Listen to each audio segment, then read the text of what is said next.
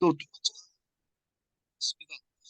우리 방순배 그 감독님은 오늘 뭐 한 60명 정도 들었습니다만은 아마 많은 분들이 관심을 갖는 그런 강의라고 생각됩니다. 어제 며칠 전에 또 회사 포럼에서도 뭐 선언 문제에 대해서 또 이야기가 있었는데 우리 방순배 그 감독께서는 이제 버나드 슐테라는 이제 그 500척을 관리하는 그 이제 대형 선박 관리 회사에 또 근무를 하셨기 때문에 유럽의 그 선진 선원들 관리는 어떻게 하는지에 대한 좋은 그 경험을 우리가 들을 수 있을 것 같습니다. 자, 부탁드리겠습니다. 그럼 화면 공유 좀 부탁드립니다.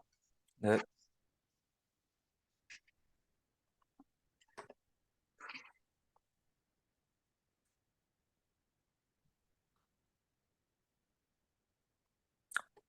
교수님 화면 잘 보이는가요? 잘 보입니다. 예, 목소리는 잘 들립니까, 혹시? 예, 잘 보입니다. 잘 들리고 잘 보입니다. 예, 예, 예, 알겠습니다. 이거 상당히 좀 떨리네요. 예, 안녕하세요. 저 바다 공부 모임 137강을 맡게 된 방손배라고 합니다. 2008년도, 15년 전에 이제 대학 졸업하고 사회 첫 발 딛기 전에 김영 교수님 부산대학교 뵈러 갔었는데, 그것이 지금 이 강의를 하게 된 기회로 이어지게 돼서 감사하게 생각을 드리고요.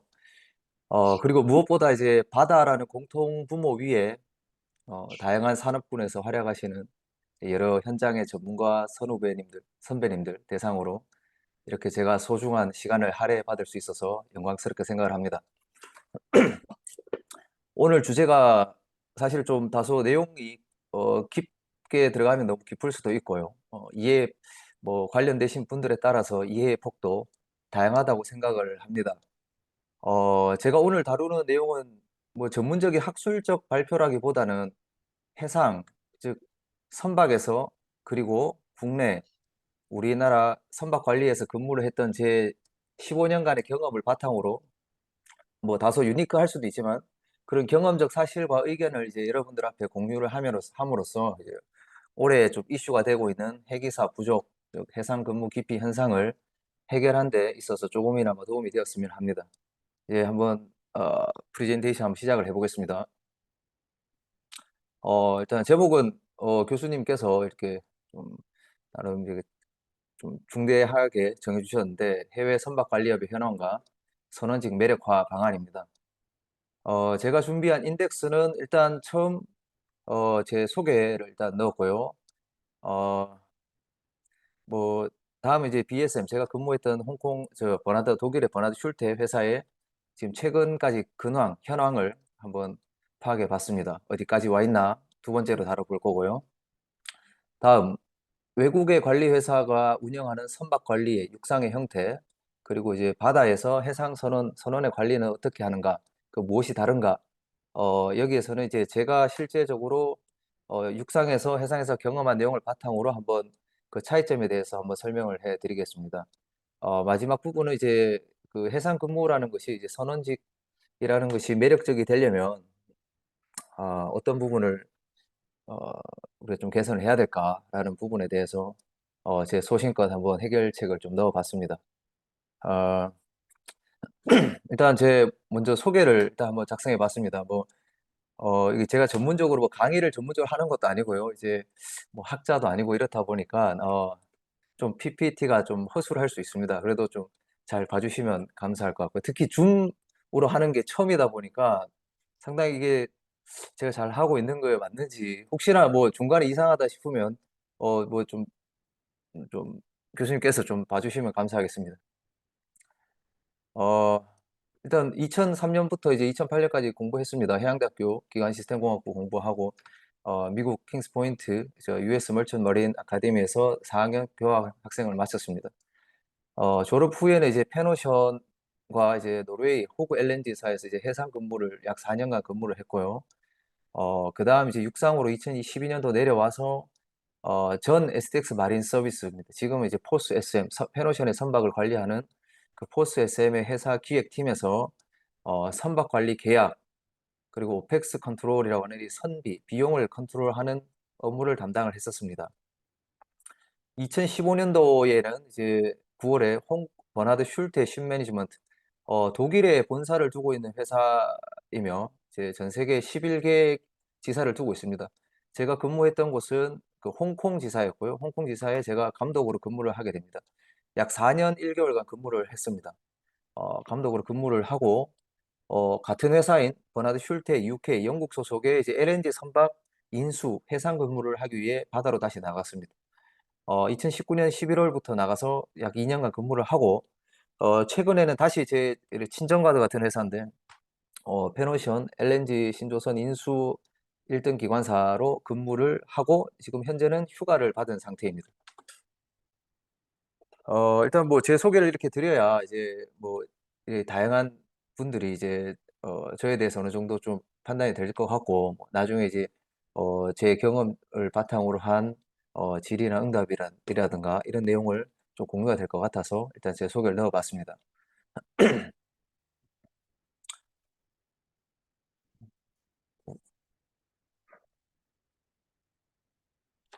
그러면 지금 선박 관리, 해외 선박 관리 어디까지 와 있나라는 내용인데요. 일단 그 전에 이제 선박 관리가 사실 낯선 분들도 계실 것 같아서 일단 제가 한번 선박 관리의 정의에 대해서 한번 적어봤습니다. 우리가 일반적으로 선박 관리라 하면은 이제 ship management, 그러니까 한국에서는 보통 이제 SM이라고 많이 붙여지는데요. 국내에 뭐 저 뭐 포스 SM, KRC SM 같은 이제 SM 자회사, 선박 관리 회사들이 있고요. 일단 기본적으로 크게 나누면은 두 가지 형태가 있는 것 같습니다. 일단 선주사가 자체적으로 관리팀을 두고 있는 경우, 예를 들면 하나의 이런 담당 본부라든가 팀을 두고 있는 경우가 있고, 이제 외부 관리를 두고 있는 경우가 있는데요. 일반적으로 아까 제가 말씀드렸던 뭐 선주사가 자체적으로 두고 있는 관리사가 있는 경우가 있고, SM 전문회사, 즉 3자 회사에 위탁을 하는 경우도 있습니다. 뭐 국내에 들어온 대형 관리 회사 같은 경우는 뭐 플릿 매니지먼트라든가 윌햄슨이라든가 이런 대형 관리사가 있습니다. 이렇게 이제 내부 관리 또는 외부 관리 이렇게 두 개로 구분해서 볼 수가 있겠습니다. 선박 관리에 대해서 조금 더 깊이 있게 설명을 드리겠습니다. 선주는 자신의 이제 선주의 자산인 선박을 관리하는 이제 매니지먼트를 맡기게 되는데요. 일반적으로 쉽 매니지먼트, 선박을 관리하는 형태 또는 크루를 공급받는 형태, 크루 매니지먼트 형태가 있고요. 이 모든 것을 다 같이 하는 형태를 우리가 풀 매니지먼트라고 합니다. 그래서 일반적으로 뭐 기업의 규모를 보통 매출 액수로 금액으로 많이 평가를 하는데 일반적으로 우리가 선박 관리 회사의 규모는 선박 관리 척수를 규모로 판단을 하고 그중 이제 풀 매니지먼트를 몇 척을 하느냐 정도로 그 선박 관리 회사의 규모를 평가를 합니다. 지표로 삼고 있습니다. 선박 관리 감독, 선박 관리가 도대체 무슨 일을 하는 거냐라고 정의를 물으면 저는 이렇게 두 가지로 답을 합니다. 선박 관리는 비용을 집행합니다. 무슨 비용을 집행하느냐 하면 선주와 관리 계약으로 승인된 예산, 선박에 들어가는 비용은 일반적으로 선비라고 부릅니다. 수리비, 뭐 각종 부속 비용들을 집행을 하고요. 어, 또 선원비라는 게 있습니다. 뭐 선원 급여가 될 수 있고요. 교대비가 될 수 있고 교육비가 될 수 있습니다. 이걸 통틀어서 오퍼레이팅 익스펜디처라 해서 오펙스라고 합니다. 그래서 이 오펙스를 집행하는 부서입니다. 어, 뭐, 다음 이제 제 경험을 바탕으로 이제 정의를 한번 해보면 선박 관리는 일단은 변수를 통제 가능한 변수를 일선에서 관리한다라고 제가 답을 합니다. 이 통제 가능한 변수라는 것은 이제 뭐 태풍과 같은 해상 상태, 정박 중에 뭐 터미널의 등의 외부적인 영향, 뭐 자연재해 등 선박 관리자가 통제를 할 수 없는 영역에 있는 변수가 있을 수 있고요. 통제 가능한 변수로는 뭐 인적 요소인 원인, 선원의 자질, 그리고 선원의 수, 그리고 이제 기기, 운항 사고 발생 가능성이라는 이런 결함 변수라는 게 있습니다. 이런 전체적으로 선박에 발생할 수 있는 여러 변수를 관리하는 일이 선박 관리의 핵심이라고 말을 할 수 있습니다. 즉, 변수라는 것은 다시 말해 리스크라고 말을 할 수가 있고요. 이것은 하나의 리스크라고 볼 수 있습니다. 관리하다는 것은 아까 보시면 이제 컨트롤 한다고 보면 돼요. 결국에 이제 리스크를 컨트롤하는 게 선박 관리의 핵심이라고 볼 수가 있고, 그 선박에 발생하는 수리, 수리를 하는 조선소, 검사를 하는 선급 기관, 기국, 각종 메이커, 수리 보급처 또는 선원 교육기관, 대리점 등의 중심에 있어서 여러 가지 업무적인 소통을 하는 중심 역할을 하는 부분이 선박 관리의 핵심이라고 볼 수 있습니다. 사실 그 역할을 하는 그 직구를 이제 우리가 보통 감독이라는 직을 많이 부르는데요. 이제 제가 일반적으로 테크니컬 슈퍼인텐던트라는 표현을 이 감독이라고 부릅니다. 실제 베슬 매니저라고 영국계 회사에서는 이렇게 베슬 매니저라는 표현을 쓰기도 합니다. 뭐, 뭐 같은 개념의 의미라고 보시면 됩니다. 사실 이 내용을 넣는 이유는 나중에 결국에 이 해상직 매력화 방안에서 요 선박 관리가 뭐 하는 일이냐라고 물었을 때 이 답을 할 수 있어야 요 내용이 넣어야 나중에 설명이 매끄럽게 이어질 것 같아서 제가 이제 선박 관리의 핵심을 제가 생각하는 내용을 한번 정리해 봤습니다. 다음 이제 2020년 기준의 자료입니다. 이것은 뭐냐면은 세계 탑 10 선박 관리 회사의 랭킹을 정리한 것입니다. 자료는 로이드 리스트를 제가 인용을 했고요. 2021년, 2022년, 2023년 자료는 제가 열람이 불가해서 좀 과거 자료를 인용해 봤습니다. 여기 보시면 제가 아까 말씀드렸다시피 테크니컬 매니지먼트, 크루 매니지먼트, 풀 매니지먼트가 있고요. 지금 테크니컬 매니지먼트로 하게 되면 뭐 전 세계적으로 탑 10 회사는 앵글로 이스턴, V그룹, 플릿 매니지먼트, 버나드 슐테, 콜롬비아 등등의 회사가 있습니다. 버나드 슐테 같은 경우는 선박 관리만 400척 정도를 하고 있는 회사입니다. 크루 매니지먼트로 오게 되면은 좀 이렇게 차이가 급격하게 벌어지는데 V그룹, 버나드 슐테, 윌햄슨, OSM, 톰 그룹 이렇게 있습니다. 이런 회사들의 특징은 선원의 교육, 양성, 채용부터 양성까지 공급까지를 아주 전문적으로 하는 회사라고 보시면 됩니다. 그래서 선원 공급만 200척 정도를 하고 있으니까요. 그래서 토탈로 보게 되면은 이것은 이제 토탈 매니지먼트 축소입니다. 그래서 이제 V그룹이 거의 한 900척에 달하게 많고요. 다음 앵글로 이스턴, 버나드 슐테가 600척으로 한 세 번째 정도 랭크에 되어 있습니다. 최근 정보로 따지면 한 650척 정도까지 되니까 뭐 한 2, 3년 사이에 50척 정도 더 늘었다고 보시면 될 것 같습니다.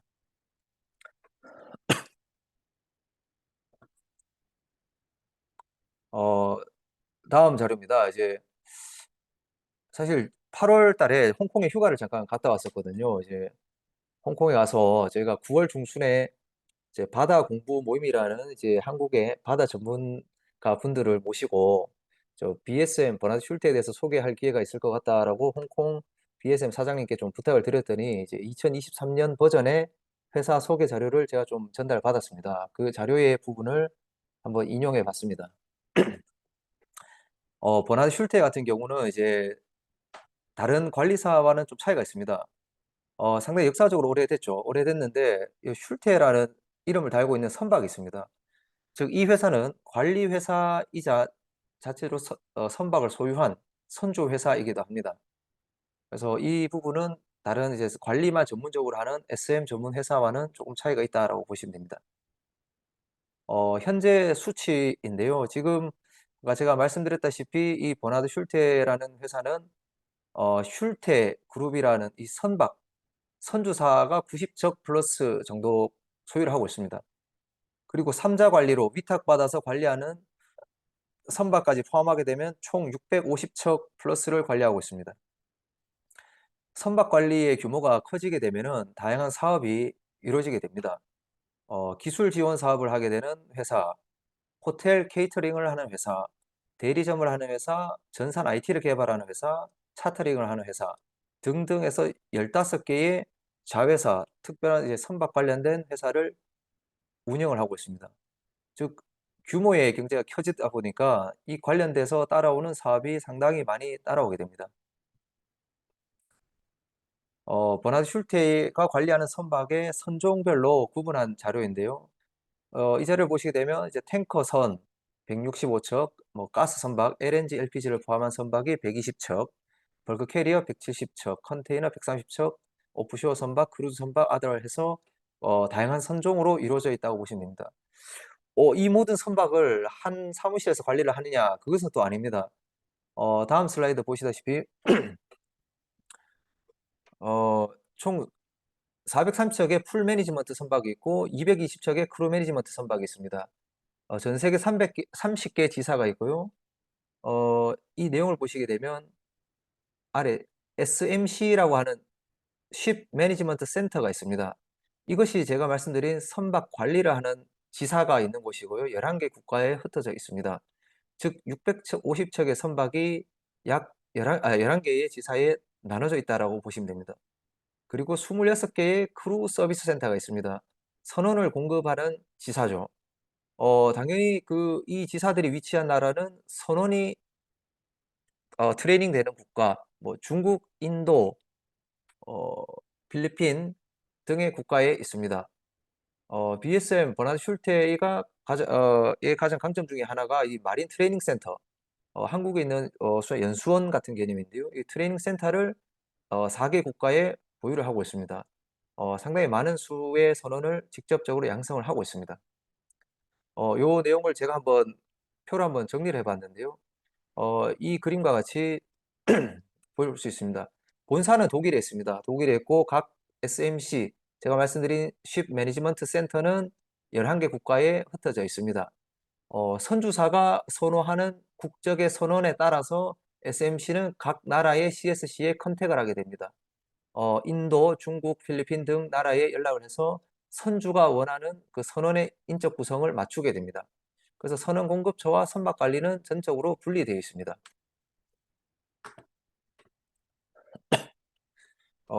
크루 매니지먼트에 대해 설명하는 파워포인트 자료인데요. 지금 사실 제가 이거 BSM을 마케팅 하려는 목적은 아니고 이 자료를 바탕으로 이제 본 주제에 대해서 집중을 해야 되기 때문에 일단 큰 핵심만 짚고 넘어가도록 하겠습니다. 약 2만 명 이상의 선원을 어, 이제 보유하고 있습니다. 그 80개국 이상이고요. 선원 관리에서 가장 중요하게 보는 부분이 바로 이 부분입니다. 리텐션율인데요. 얼마만큼 선원이 이탈하지 않냐라는 것을 봅니다. 선박에서 하선을 했는 선원이 다시 우리 회사에 남아있어 다시 재승선하는 그 고용률을 말합니다. 쉽게 들어오고 나가고 하는 그런 규모의 회사가 아니라 실질적으로 상당수의 선원이 어, 남아있다. 회사에 계속 재고용되기를 원한다라고 보시면 이해가 더 빠를 것 같습니다. 아까 제가 말씀드린 그 마린 트레이닝 센터인데요. 국내에도 당연히 또 좋은 설비들이 트레이닝 센터들이 있기 때문에 사진만 간략하게 좀 공유를 드리고 넘어가도록 하겠습니다. 당연히 이제 아까 제가 말씀드린 케이터링 부분, 호텔 주부식 부분도 훈련을 하는 거고요. 실제 모링 스테이션 또는 기관실 부분도 이렇게 훈련을 다 하고 있습니다. 어, 다음.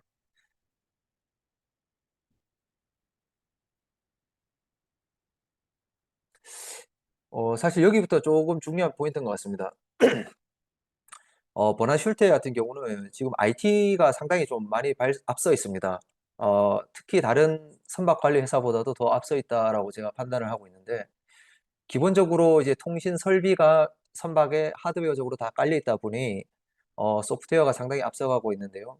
기본적으로 본선에서 입력하는 각종 눈 레포트들, 동정들을 등록을 하게 되면은 담당 감독 및 십 오너, 선주의 IT 화면에 즉각적으로 뜨게 됩니다. 이 각종 정보들이 뜨게 되고요.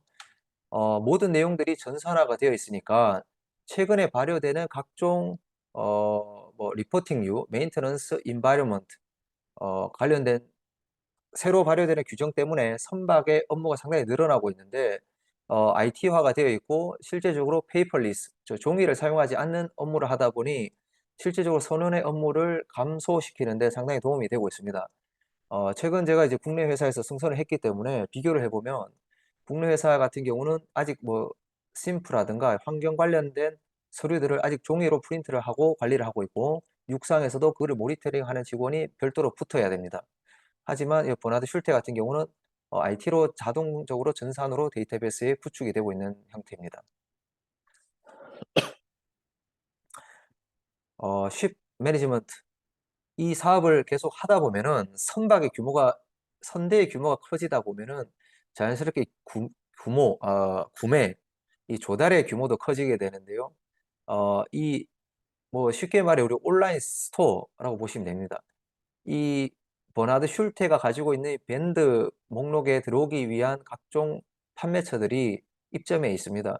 이것을 통해 저희는 이제 뭐 기부속을 발주를 하고 페인트, 윤활유 등을 구매를 하게 됩니다. 이러한 플랫폼 사업도 상당히 큰 규모로 이루어지고 있고 다른 대형 선사도 관리회사도 이 플랫폼을 이용을 하고 있습니다.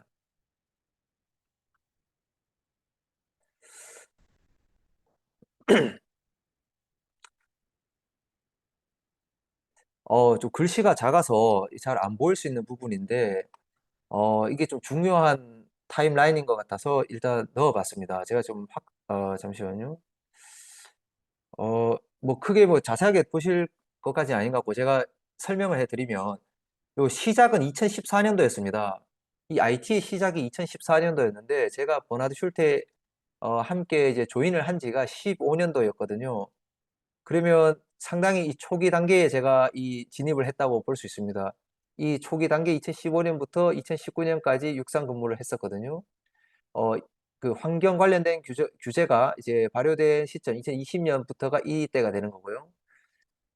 사실 이 기간 동안 육상에서 감독 업무를 하기에 상당히 힘들었습니다. 왜 그랬냐면은 전산이 안정적으로 구축이 되어 있지 않았음에도 불구하고 상당히 회사는 많은 것을 요구를 하더라고요. 감독에게 이제 각종 테스트를 많이 요구를 했었습니다. 당시 그때는 이제 회사가 왜 이렇게 무리한 요구를 하지? 이렇게 테스트를 하는가? 좀 기존대로 그냥 페이퍼 위주로 가자라고 많이 요구를 하기도 했지만 결국엔 이 BSM의 판단이 좀 옳았다고 생각이 드는 것이 이때 당시만 해도 이 버나드 슐테가 개발한 IT 프로그램, 이 팔이라는 프로그램이 깔린 척수가 채 100척에서 500척이 넘지가 않습니다. 근데 2021년을 기점으로 2,000척이 넘었습니다. 2,000척이 넘고 그 다음에 2022년에 3,000척이 넘었습니다. 버나드 슐테가 관리하는 선박이 650척이라고 제가 말씀을 드렸는데요. 3,000척의 선박에 자체적으로 개발한 IT가 깔렸다는 것은 상당히 많은 회사들이 도입을 했다, 적용을 했다라고 볼 수가 있고 그 시기를 상당 기간 앞당겨서 이 5년간의 기간 동안 테스트를 마쳤다. 사실 뭐 그 테스트 기간에 제가 있었던 셈인데 좀 억울하긴 하지만 최근에 홍콩의 사무실에 들러보니 거의 이 IT를 담당하는 버나드 슐트의 자회사 이 마리앱스라는 회사가 거의 BSM과 그 동급인 레벨로 지금 인정을 하고 있더라고요. 그래서 어, 국내 회사들 같은 경우는 뭐 자사 선박이 100척 미만인 선박의 회사에서도 자체적인 IT를 개발하기 위해서 자생을 하기 위해서 많은 노력을 하고 있는데 사실 그런 거에 비하면 이 국제적으로 개발된 회사의 IT 프로그램이 이렇게 빠른 시기에 급성장하는 것을 보면서 좀 많은 것을 느낄 수가 있었습니다. 어, 여기까지가 일단은 제가 버나드 슐테에 대한 자료에 대한 내용이고요.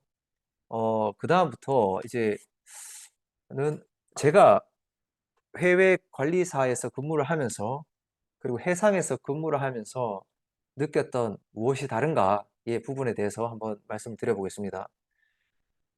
주변 지인들이 가장 먼저 물어보는 것이 그겁니다. 어, 급여를 얼마를 받는가?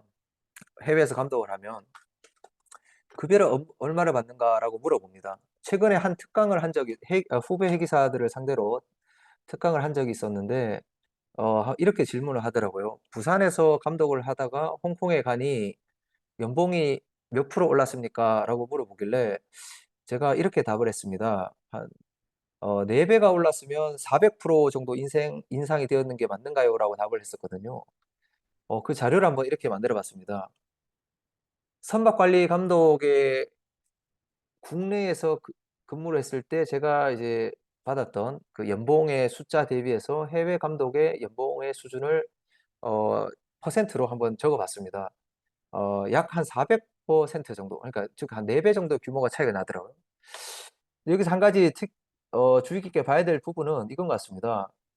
사실 선박관리에서는 선주가 주는 이 관리 수수료로 운영이 되거든요. 그러면 국내 선주가 국내 관리사에 주는 수수료가 100이면은 해외 선주가 해외 관리사에 주는 수수료는 얼마인가라고 봤을 때 사실 대동소이합니다. 즉 같은 규모의 100이라는 수수료를 줬을 때 국내 감독이 받는 급여가 100이라면은 해외에서 근무를 했을 때 약 4배 정도에 한한 그 급여를 받을 수 있는 처우를 받을 수가 있습니다. 그다음에 뭐 이거는 이제 정확한 금액을 언급할 수는 없고 국내에 대비해서 이 정도 비율이 이렇다라고 제가 말씀을 드리고 다음은 이제 해상 기준으로 했을 때 어느 정도 처우가 좀 달랐는가라고 한번 자료를 만들어 봤습니다. 제가 이제 뭐 LNG 선박의 승선을 하고 있기 때문에 한번 그 LNG 기준으로 한번 제가 한번 자료를 만들어 봤습니다. 국내 선사에 이제 LNG 승선을 했을 때 선기관장 급여가 100이라고 했을 때 해외 선사에 근무를 하게 되면 약 150에서 160%, 약 1.5배 이상의 급여를 받게 됩니다. 반면 국내에 감독을 하게 되면 얼마를 받냐? 국내 감독의 급여는 국내 승선하는 급여의 약 40% 정도 수준을 반 이하도 안 되게 좀 받게 있습니다. 선기장 직급을 보지 않고 좀 더 낮은 직급인 1등 항해사 기관사 수준으로 봤을 때도 국내 LNG선 선박에 승선하는 급여 대비해서 해외는 약 150%, 즉 1.5배 이상을 받게 되고요. 국내 육상으로 근무를 하게 되면 어떻게 되냐? 약 50% 수준의 급여를 받게 됩니다. 이것도 상당히 좀 국내 관리사 회사 중에도 그래도 인지도 있는 회사에서 근무를 할 때에 한해서 이 정도 숫자가 나온다고 말씀드릴 수가 있겠습니다.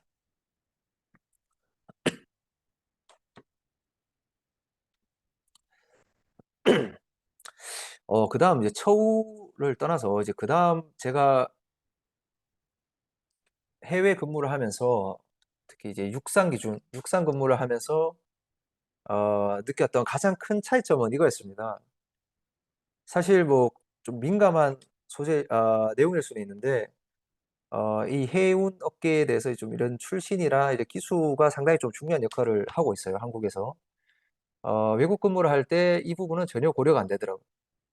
어 제 동료가 나이가 몇 살이든 경력이 얼마 됐든 관계가 없습니다. 일단 일을 잘하면 잘한 만큼을 실력을 인정해 줍니다. 그 성과 내는 거에 따라서 상당히 그 연봉이라든가 인센티브에 영향을 미쳤고요.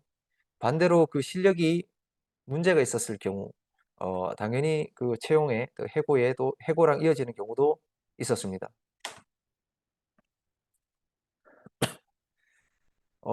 그렇다 보니까 제가 요 1차 함수 그래프인데요. 국내 회사에서 근무를 했을 때 제가 이제 뭐 예를 들어서 이거 가로 X축을 연도로 비교를 했으면 약 8 년간 근무를 하게 되면 '아 내가 이 정도 올라가 있겠구나.'라는 게 예상이 되고 제 시간을 1대 1의 비율로 시간을 써야 이까지 갈 수가 있습니다. 해외 근무를 하다 보니 제가 노력하기에 따라서 이 남들이 7 년, 6 년, 7년 걸리는 시간을 한 번에 1년 만에 따라잡는 경우도 일어났습니다. 제가 홍콩에 이직을 해서 처음에 이제 테크니컬 슈퍼인텐던트 앞에 어시스턴트라는 부호를 달았습니다. 그러니까 보조 감독이죠. 이 보조 감독을 떼는데 제 동료는 7 년의 시간이 걸렸고 저는 6 개월의 시간이 걸렸습니다. 그러니까 어떻게 하느냐에 따라서 상당한 그 그 평가에 절대적으로 영향을 미쳤고 어떻게 하느냐에 따라서 저의 시간을 상당히 많이 단축할 수 있는 기회가 있었습니다. 해외 관리 회사에 또 달랐던 점 중에 하나는 이 부분인데요. 지금 제가 이 내용을 한번 써 봤으면 좋겠어서 칸을 비워 놨습니다. 국내 선박 관리에서는 그 기업형, 우리가 말하는 기업에서 연계돼서 나왔기 때문에 기본적으로 이 대표라는 직군이 있게 되고 뭐 기획팀, 우리가 말하는 회사 기획팀이 있을 수 있고요. 여기가 선단, 구매팀, 해상, 선원 관리하는 해상 인사팀이 이렇게 있습니다. 이 각 팀의 팀장들이 존재가 하고요. 그 밑에 팀원으로 여기 감독이 있을 수 있겠죠. 여기도 구매 담당자가 있을 수가 있습니다. 해상 인사도 인사 담당자가 있을 수가 있죠. 기본적으로 국내 회사는 이러한 기업 형태로 조직이 짜여져 있습니다. 하지만 이제 해외 관리사들, 버나드 슐테뿐만 아니라 거의 탑 10 안에 드는 대부분의 선박 관리회사는 이러한 조직을 가지고 있지 않습니다.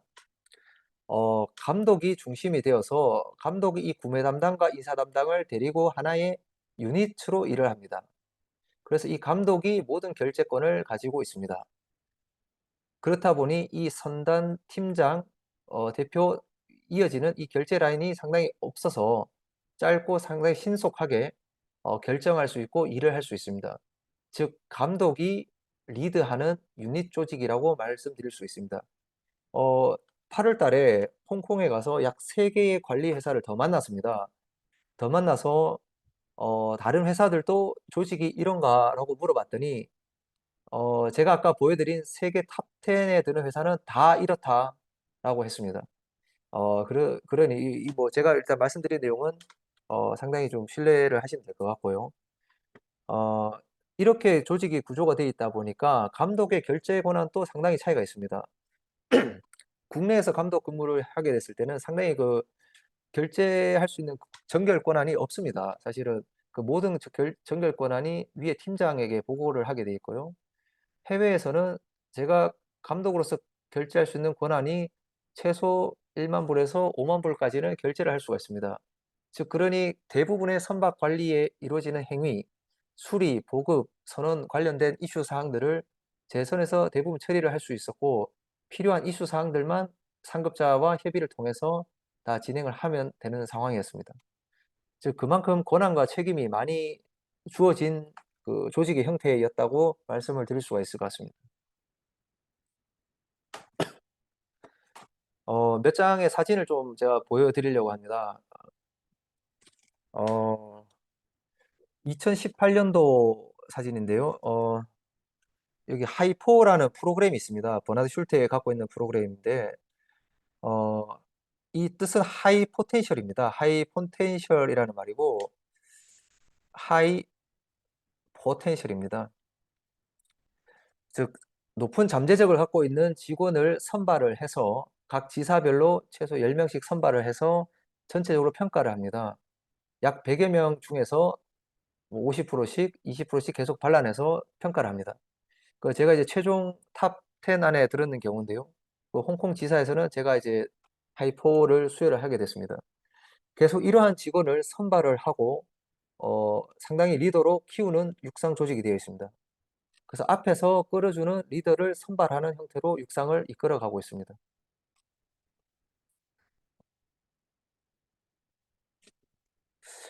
사실 감독 근무를 하게 되면은 집을 비우는 일이 많습니다. 당시에 이제 뭐 제 와이프가 병원에 입원했던 경우가 있고, 뭐 아들이 병원에 입원했던 경우가 있었는데, 회사에서 직접 찾아와서 이제 과일 바구니, 퇴원 축하 바구니를 선물해 줬던 기억이 있어서 한번 사진으로 담아 봤습니다. 육상 근무에 대한 내용을 좀 이야기를 했는데요. 좀 이제 해상 근무에 대한 메리트도 상당히 있습니다. 어, 유럽식은 대부분 이렇죠. 대부분 약 3개월간 승선을 하게 됩니다. 국내 회사 같은 경우는 최소 6개월에서 뭐 9개월 정도 승선을 하게 되는데, 유럽 회사들은 대부분 승선 근무를 3개월을 하게 되고 3개월의 휴가를 갖습니다. 상대적으로 높은 급여를 받고요. 어, 상당한 커뮤니티가 형성이 되어 있습니다. 이 사진은 그 링크드인이라는 소셜 네트워크입니다. 그 직장인들이 가입되어 있는 링크드인이라는 소셜 네트워크인데, 버나드 슐테는 20만 명의 팔로워가 있습니다. 6천 명의 직원이 고용이 되어 있고요. 이러한 커뮤니티에 각종 CEO의 자료들, 연설 자료 또는 각종 뭐 뉴스들이 올라오고 실시간으로 댓글 소통을 하게 되어 있습니다. 이런 것을 통해서 소속감이라든가 좀 더 안정감을 느낄 수가 있습니다. 아까 제가 말씀드렸다시피 육상은 실력에 따른 평가, 기회, 높은 급여라는 이 장점이 있었습니다. 어, 해외 근무를 하면서 느꼈던 것 중에 하나가 이런 소속감을 더 불러일으키는 이 BSM 티셔츠인데요. 제가 승선할 때마다 입고 다녔습니다. 이런 티셔츠를 통해서 각종 어, 선원들 간의 이제 팀워크를 또 많이 불러일으킵니다. 제가 근무했던 버나드 슐테에서 관리라는 그 선박의 선주사입니다. 플렉스 LNG라는 노르웨이 선주 오너사인데요.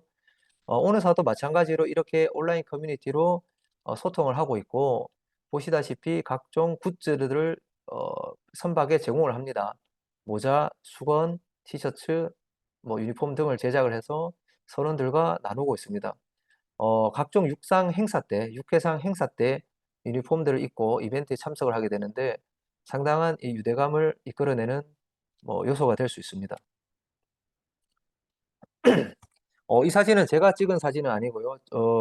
국내 이제 선급 검사원으로 활동하는 그 아는 지인분께서 사진을 보내주셨는데, 버나드 슐테 선하는 선원이 갖고 있는 가방이라고 하더라고요. 그러니까 이 가방조차도 이제 회사에서 지급을 합니다. 해서 이 BSM이라는 그 선원에 좀 프라이드를 올려주는 형태로 제공을 하고 있습니다.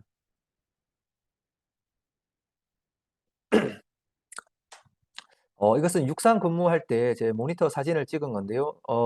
여기 계신 분은 이제 버나드 슐테의 CEO십니다. CEO시고 여기는 비서 어, 분이신데 각종 소통을 온라인으로 실시간으로 하게 됩니다. 이 실시간 소통을 육상과도 하지만 해상과도 합니다. 즉 육해상, 육해상이 실시간으로 라이브로 소통을 하게 됨으로 인해서 전혀 거리감이라든가 뭔가 고립된 느낌이 들지 않게 회사는 케어를 하고 있습니다. 지금까지 보여드렸던 그 내용하고 이제 사진이 제가 느꼈던 이제 해외 선박 관리 회사의 육상 근무, 해상 근무에서 느꼈던 그 차이점, 무엇이 다른가라는 내용이고요. 이제 마지막으로 넘어갈 건데, 이제 선원직을 더 매력적으로, 사실 좀 큰 숙제입니다. 뭐, 특히, 제가 대학을 졸업하고 나서, 특히 최근 1년, 1, 2년만큼 언론에서 핵이사 부족 문제를 다뤘던 적이 없었던 것 같은데요. 가장, 뭐, 저희 요 핵이사 선언 부분에서는 가장 핫한 때가 아닌가라는 생각이 들고, 여러 많은 이제 뭐 선후배님들도, 주변 분들도 많이 언급을 해주십니다. 어떤 부분을 개선해야 되는지에 대해서 이야기를 해주시는데, 일단 제가 생각하는 부분에 대해서 한번 세 가지를 짚어보겠습니다.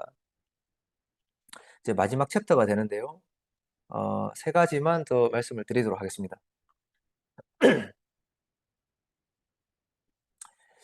어, 최근 한국 선원들, 한국 회기사 뭐 선배님들, 그 후배들하고 승선을 하면서 느낀 거는, 자신들이 하는 일이 얼마나 매력적인지를 모른다는 겁니다. 사실 이 직업 자체가 매력적인데 매력적이지를 모르고 있다는 거예요. 그 문제가 뭐냐라고 봤을 때 이 롤모델, 중간 관리자 역할이 좀 많이 부실하지 않았나라는 생각을 제가 합니다. 최근에 이제 졸업하는 해양대학교 뭐 졸업생들 승선을 막 시작하는 후배 회계사들을 보면은 뭐 20대를 거의 뭐 코로나 시기랑 보냈고 특히 뭐 승선 근무하는 동안에 육상의 관리자는 전혀 배에 오지 않는 그런 리모트로 선박 검사를 하던 시대를 승선을 하고 있고 그러다 보니 더 육상과 해상과 멀어진 상태. 즉 육상에 내가 과연 뭘 할 수 있는지조차도 모르는 상태가 되지 않았나라는 생각이 들고 심지어 제가 최근에 선박에 승선을 해서 제가 일을 했던 내용을 이야기해 주니 말 그대로 군 특례가 끝나고 배를 그만두겠다는 후배가 다시 승선을 해서 1등 기관사까지 진급을 했는 경우도 있습니다. 저 같은 이런 일을 했던 사람이 학교 선배들이 와서 무슨 일을 할 수 있는지, 너는 어떻게 될 수 있다, 어떤 방향이 있다라는 것을 이야기해 주는 부분들이 상당히 좀 부족하다. 그러다 보니 동기들이 하는 예를 들어 뭐 공무원 시험을 준비한다든가 사실 뭔가 뚜렷한 목표가 있다라기보단 남들이 하니 따라가는 부분들이 좀 많이 컸다라고 답을 했었습니다. 그래서 아까 제가 초기에 말씀드렸던 것처럼 현장의 감독들, 선박 검사원들, 각종 서비스 엔지니어들, 또 관련된 업체의 직원들이 배에 올라가게 되면은 더 많은 교류가 이루어지고 해상 직원들도 그 직군들을 더 알아야 돼. 그 거리선들을 많이 줄여 나가야 되지 않나라는 것이 제 생각이고 그 역할을 중간 관리자들이 많이 해주어야 될 것 같다라는 생각이 듭니다. 어, 다음 부분인데요. 이거는 사실 정보의 불균형이 상당히 좀 심각합니다. 예를 들어서 어, 뭐 통신 문제 이야기가 많이 나왔을 텐데 최근에 육상의 통신은 4G LTE에서 5G로 넘어가고 있습니다. 이 LTE 요금제와 5G 요금제 가장 큰 차이는 이 데이터의 양인데요. 어, 보통 5기가씩 쓰던 데이터가 지금 50기가씩 요금제가 활용이 되고 있죠. 이 말은 뭐냐면은 기존에 이제 메시지의 전달이 글에서 영상으로 변경이 됐다는 거예요. 그래서 유튜브라든가 각종 매체를 통해서 영상으로 정보를 습득하는 시대를 살고 있는데 실제 선박에서는 이 문자 하나 보내기 어려운 통신을 갖고 있다 보니 상당히 정보의 불균형이 이루어지고 있고 그것을 통해서 육상과 해상 간의 거리감은 더 멀어진다라는 생각이 듭니다. 사실 바다로 일하러 가는 것 자체가 스스로 고립이 되는 형태로 물리적인 고립이 되는 형태인데 최소한 이 시대적 균형을 맞아야 되지 않나. 육상은 2023년 5G 시대를 살고 있으면 해상은 최소한 2010년대 뭐 3G 시대는 돼야 되지 않겠는가. 특히나 최근 20대 해기사들이 이미 태어나고 10대에 이미 스마트폰을 쓰던 시기를 보냈던 그 후배들은 상당히 뭐 이 정보의 습득이라든가 이 정보를 습득하는 방식이 다른데 전산으로 많이 습득을 하려고 하는데 이러한 실시간 정보가 상당히 차단이 돼 있고 그렇다 보니 이 불균형 문제가 상당히 좀 많이 이슈가 된다라고 생각이 듭니다. 사실 유럽에서 승선을 하다가 제가 이제 한국 선박을 승선을 하니까 이 뭐 사실 네이버 뉴스 하나 보기가 상당히 어렵더라고요. 오픈 자체가 되지가 않고 이 카톡에 문자 하나 보내기가 상당히 어렵습니다. 그 한국에서 이제 백척을 관리하는 선박 회사의 가장 빠른 인터넷이라고 하는데 상당히 문자 하나 보내기가 상당히 어렵습니다. 그래서 '이거 내가 다시 유럽으로 돌아가야 되나.'라는 생각이 들 정도로 상당히 조금 문제가 있다라고 생각이 들고 한국의 이런 정책을 관련된 산업 담당자들이 실제 해상의 그 통신의 한번 상태를 한번 확인해 보는 그런 기회도 있었으면 좋겠다라는 생각도 들었습니다. 이제 마지막인데요. 마지막으로 제가 이제 짚어보고 싶은 부분은 이런 것입니다. 선원직이 매력적이려면 매력적인 육상직이 뒷받침돼 있어야 된다라고 생각을 하고요. 제가 초반에 설명드렸던 것처럼 선박 관리 회사의 감독이 하는 역할이 있습니다. 정말 다양한 분야의 산업군들하고 교류를 하면서 업무를 하게 되죠. 그래서 해상 직군에 일을 하는 후배 해기사들, 그 해기사들이 육상에서 근무를 할 수 있는 육해상 순환 근무제라는 제도를 통해서 최소한 육상을 경험할 수 있는 그 육상의 경험을 함으로 인해서 각 육상의 어떠한 분야의 산업군에 일을 연계되어 있는지 이런 걸 알아가는 역할을 그런 시기들이 좀 놓여져야 되지 않을까 라는 생각을 하고요. 무엇보다 이제 그 효율적인 조직 부분입니다. 그 제가 윗선에 제가 말씀드렸다시피 그 해외 관리사 그 세계 탑 10 관리사는 그 똑같은 포메이션을 가지고 있습니다. 축구로 치면 전술인데요. 기본적으로 갖고 있는 전술 포메이션이 있습니다. 어느 정도 이제는 좀 전술을 효과적으로 좀 발휘를 하게 되면은 전체적인 그 선박 관리 회사의 규모도 좀 축소를 시키면서 효율적인 관리, 또 원가의 관리, 그러면서 육상 조직의 그런 감독의 급여 체계라든가 이런 것도 조율을 할 수 있는 부분이 있지 않을까라는 생각이 듭니다. 이제 마지막으로 이제 제가 사진 하나 좀 공유를 해드리고 싶은데요. 홍콩에 제가 감독으로 근무를 할 때 저희 선단의 직원들 사진입니다. 요렇게 절반은 감독이고요. 이렇게 절반은 보조를 해주는 직원입니다. 사실 요렇게만 있으면 여러 뭐 구매팀, 해상관리, 인사팀, 안전품질팀 다 필요가 없습니다. 약 30척의 선박을 요렇게 인원에서 다 관리를 했습니다. 그리고 실제 80척의 선박을 몇 개 층의 빌딩이 아니라 요 한 층에서 관리를 다 했습니다. 즉 그만큼 더 효과적으로 선박 관리를 할 수 있는 그 조직이 짜여질 수가 있다는 것입니다. 이런 부분들이 제가 좀 더 하이라이트를 하고 싶었던 부분이고 최근에 이제 중앙동, 우리말 부산 중앙동에 이제 선박관리 회사에서 감독 구하기가 하늘의 별 따기라고 합니다. 그래서 대형 관리사가 이제 감독 채용 공고를 올려도 이력서 한 장 접수받기가 어렵다라고 많이 한탄을 하고 있는데, 사실 자신이 승선을 하고 있던 선박에서 내려와서 육상에서 한번 순환 근무제로 육상의 경험을 해보는 것, 감독 일을 하면서 다양한 산업군들과 협업을 하면서 시각을 키우는 것, 또한 감독의 급여 수준을 상당히 좀 일항기사 급여 수준으로 올려서 좀 차별화해서 좀 키워 놓을 필요가 있는 것. 그래서 결론은 선박 관리가 하나의 해기사들의 육상으로 올 수 있는 그런 브릿지 역할을 하는 것이 중요한 포인트이지 않나라는 좀 생각을 해봅니다. 뭐 이제 시간이 상당히 많이 지났는데요. 일단 마지막으로 말씀드릴 부분은 해상 근무가 이제 매력적이 있으려면 매력적인 육상직이 뒷받침되어야 한다라는 말씀을 좀 드리면서 이 내용을 마무리를 하고 싶습니다. 마지막 슬라이드는 이제 좀 이 핫 이슈로 떠오르고 있는 이 해기사 부족 문제, 해상 직원 부족 문제에 대해서 조금은 움직여야 될 때가 아닌가, 이제 타임 투 체인지 해야 될 때가 아닌가라는 생각을 하면서 본 시간을 마무리하도록 하겠습니다. 감사합니다.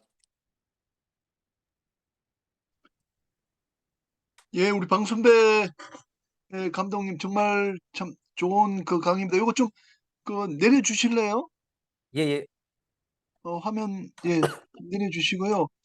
이미 우리가 뭐 여기 강의 듣는 중간에 또 몇 분이 그 여기다가 글을 올렸어요. 아, 정말 정말 참 그 듣기 어, 어려운 정말 가치 있는 강의가 진행되고 있다 이렇게 그 말씀을 해주셨는데, 저도 들어보니까 너무너무 뭐라 그럴까 감명적이고, 어, 참 서양에서 그 앞서 나가는 선박 관리 회사들이 야 이렇게 하는구나 하는 걸 알게 됐어요. 그래서 정말 참 우리나라가 많이 뒤떨어져 있구나 이런 생각을 지금 하게 되었었거든요. 그래서 무엇보다도 우리 방순배 그 이제 감독께서 자신이 경험한 바를 참 뭐 이렇게 저렇게 생각하지 않고 솔직하게 다 이렇게 소개를 해주신 것이 너무나 좀 소중한 것 같습니다. 그래서 제가 그 몇 분 그 지정 토론을 부탁을 드렸는데, 일단은 그 지정 토론을 한번 듣고 또 이야기를 그 하도록 그렇게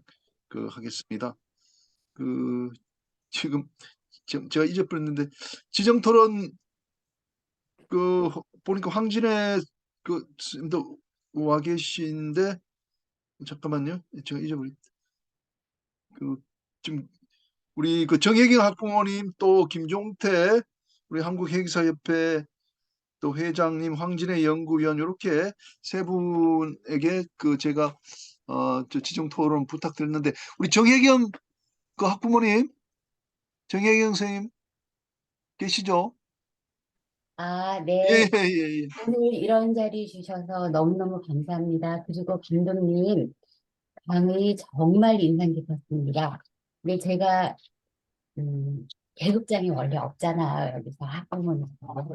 그러니까 아들이 회계사인 엄마로서 들어주세요. 우리나라 선박관리 해외로 아웃소싱 안 될까요?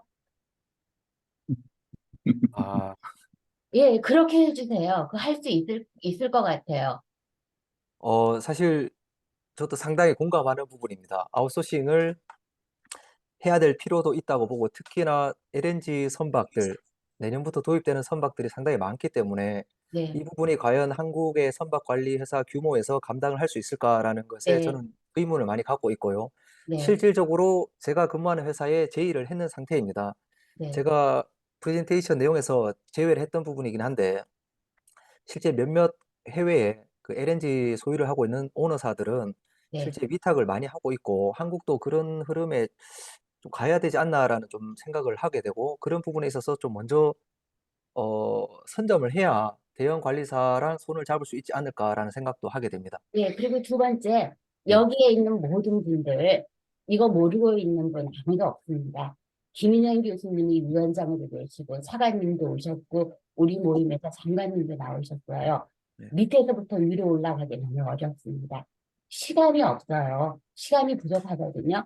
그러면 누가 총대 메고 갈 수 있는가? 해수부 장관님이 위임되셨거든요. 저 이번에 바뀔 줄 알았어요. 유임되셨잖아요. 그러면 나머지 사명감 갖고 일하시도록 우리 바다공부 모임에서 도와주세요. 그리고 두 번째, 우리나라 해상 근무를 100이라고 할 경우, 우리가 급여를 100이라고 할 경우 외국은 150을 받고 감독이 되면 50으로 받는다고 그랬잖아요. 예, 예. 해상 근무 100이라는 것 자체가 급여가 매력이 없어요. 저희 남편 대기업 다녔었거든요. 포스트에너지 다녔었는데 30년 하니까 처음에 직장 다니어서 뭐 대리였을 때, 과장이었을 때, 차장이었을 때, 부장이었을 때 점점 올라가면 급여도 좋아지고 고난도 좋아졌는데 해기사는 3기사 군대 대신 써먹기 때문에 막 굴려요. 월급 적어요. 위험한 일 시키고 첫 번째 순서에서 10달 근무했어요. 예. 그리고 보세요. 두 번째 2기사 되면요 월급 조금 올라요. 뭐 1기사 되면 팍 오른다고 하지만 그것도 부풀어져 있는 급여 체계입니다. 실제로 그 해상에서 1년 내내 근무할 수 있나요? 뭐 6개월, 8개월 휴가 기간이기 때문에 그냥 나와서 정규직으로 다른 데 근무하는 게 훨씬 나아요. 저 아들 둘 키우고 있는데요. 첫 번째 아들 물론 공부 많이 시켰어요. 우리나라에 있는 S전자 근무해요. 그러면 거기는 자기가 일하고 나서 열심히 잘하는 성과에 따라 나머지 성과급을 팍팍 쏴주거든요. 그 성과급이 뭐 4천, 5천 돼요. 월급이 아니고 성과급이. 근데 내가 이게 엄마로서 여기에 끼어서 바다공부 모임에 열심히 공부하는 이유가 암흑 같은 내 아들한테 이 바다공부 모임이 비추고 싶다 하는 그런 뜻이에요. 빨리 고쳐주시기 바라요. 그리고 세 번째 인터넷 문제. 저만 생각하는 게 아니고 여기에 계신 모든 분들이 알고 있어요. 뭘 알고 있냐면 일본에 있는 어떤 상사는 큰 무슨 에버 그린인가 하면은 육상 가까이에 가야 인터넷 터지니까 그리고 육상 가까이에 가다가 너무나 연안에 큰 데가 낮은 데를 가니까 사고까지 냈거든요. 근데 저 이해해요. 이게 정말 사고가 날 일인가 아닌가 생각하지만 인터넷 팍팍 돌아가시게 해주셔야 그나마 여자친구하고 얼굴 보면서 통화하잖아요. 맞습니다. 예. 엄마랑 통화 안 해도 돼요. 여자친구랑 얼굴 보면서 통화해야 위로도 받고 꽃다운 20대 아닌가요? 그 부분 참 어려워요. 여기 부모님들도 엄청 많으신데 그 부분 고쳐주세요. 그리고 선박 관리는 우리나라에서 절대 하지 마시고요. 외국으로 아웃소싱 주세요. 그래 안 고쳐져요. 그리고 단시간 내에 안 고쳐져요. 청춘을 다 바쳐도 안 되니까 빨리 해주세요. 그리고 급여 형편없어요. 막 이게 무슨 아이들이 의무감만 가지고 할 수 있는 일이 아니에요.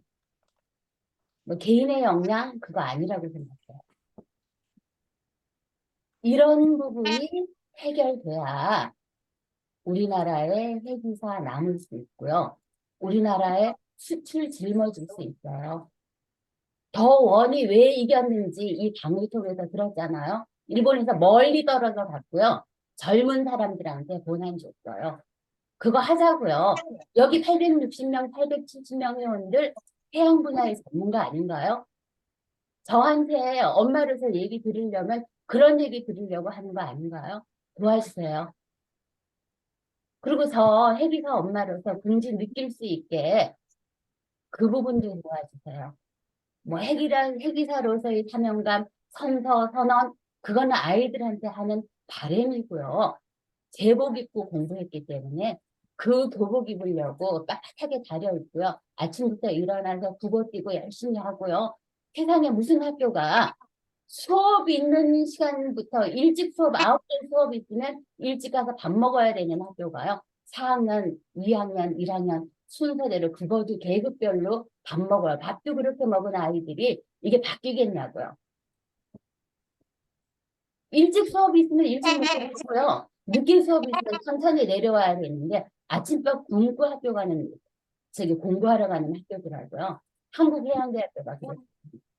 그게 무슨 저기 뒷수문화인지 선배들이 그렇게 저기 아이들을 돌렸으면 거기에서 있으면 우리 선배처럼 된다.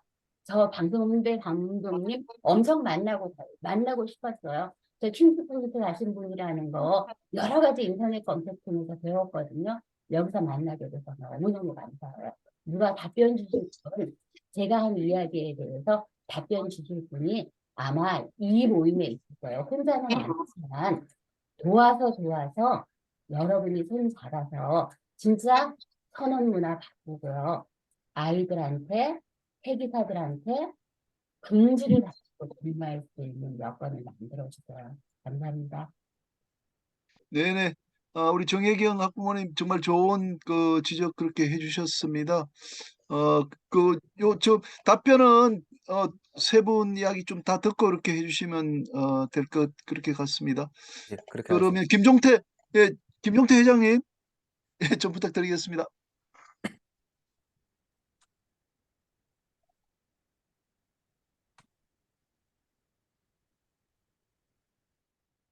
회장님 마이크 좀 켜주십시오. 마이크. 마이크 켜시고. 예, 반갑습니다. 들립니까? 예, 예. 예, 우리 현재 방일기사님 그리고 버나드 슐테 감독으로 근무하시고 버나드에 관련된 많은 정보를 오늘 소개해 주셔서 정말 감사드립니다. 오늘 뭐 새롭게 제가 버나드에 대해서 공부를 제대로 한 것 같습니다. 저 개인적으로 제 경험상 말씀을 하나 드리면 저도 2000년대 초반에 V10 싱가포르에서 V10 사무실에서 한 6개월 근무하면서 V10의 시스템을 전부 공부한 경험이 있습니다. 그래서 오늘 방 감독님이 얘기했던 거에 모든 내용이 뭐 제가 어떻게 저거 잡을 게 없습니다. 그런데 한국과 이 홍콩, 싱가포르의 차이에 관련돼서는 제가 한 번은 짚고 넘어갈 필요성이 있다 싶어서 제가 말씀을 좀 드리는데요. 일단 버나드 슐테 같은 경우에 선언에 관련돼서는 11개 국가에서 감독이 언제든지 뽑았을 수 있고 메시지 하나만 보내면 되기 때문에 해무라는 조직 자체가 필요가 없습니다. 그런데 한국에는 국제선박등록법에 따라서 노사 합의로 구성된 선언을 몇 명 어떻게 쓰라는 상황이 되어 있기 때문에 선언의 채용과 각종 이 선언에 관련된 업무를 해야 할 일이 뭐 국민연금부터 해가지고 너무나 많다는 겁니다. 그래서 여러분들이 그 11개 국가에 있는 크루, 에이전트 사무실에 있는 그 숫자만큼 한국에는 사람이 더 있어야 된다는 얘기죠. 그런 문제점이 또 있고, 그러다 보니까 제가 그 이후에 방 감독님이 말씀하시는 그런 조직을 만들기 위해서 제 나름대로 엄청실의 노력을 해봤습니다만은 국내에는 노사 문제라는 게 아주 큽니다. 이 문제를 해결하고 넘어가는 그 역할이 워낙 크기 때문에 감독이 그 정도 한다는 것에 대해서는 아주 이것저것을 다 할 수 있는 그런 구조가 되지 않는다는 겁니다. 국내는 그런 문제가 아주 복잡다는 얘기라고 제가 설명드리고 싶습니다. 그 다음에 임금에 관련돼서도 제가 정리를 한번 해보겠습니다. 이 내용이 아차 외부에 다른 사람에게 잘못 전달되면은 대한민국이 너무 엉망이고 개판이라는 얘기를 듣게 될 것 같은데요.